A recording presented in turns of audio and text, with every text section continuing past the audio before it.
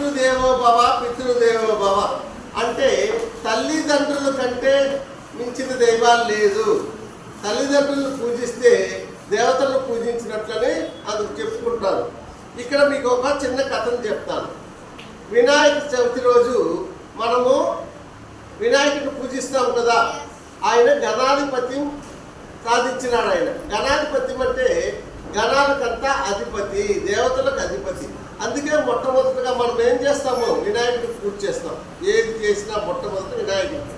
ఆ కథ ఏమిటంటే, ఒకసారి సుబ్రహ్మణ్య స్వామి అంటే కుమారస్వామికి వినాయకుడికి తల్లిదండ్రి అంటే పార్వతీ పరమేశ్వరులు ఏం చెప్తా అంటే, ఎవరు ఈ లోకాన్ని 3 చుట్లు చుట్టొస్తారో వాళ్ళకు గణాధిపత్యం ఇస్తామని చెప్తారు.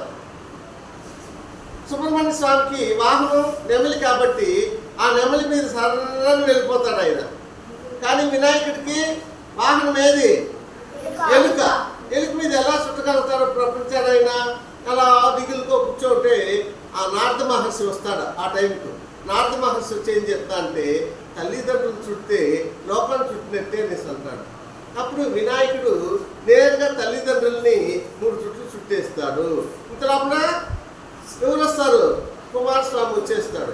వచ్చేవాడికి ఆయన ఓటమిని అంగీకరిస్తాడు. సరే అన్నకే ఇచ్చేయండి అని చెప్తారు. అప్పుడు వాళ్ళ అన్నకు గణాధిపత్యం ఇస్తారు. గణాధిపత్యం అంటే ఏమి? దేవతలకంతా పెద్ద. ఏ పని చేసినా ముందు వినాయకుడు తలుచుకోవాలి. అదే గణాధిపత్యం అంటే.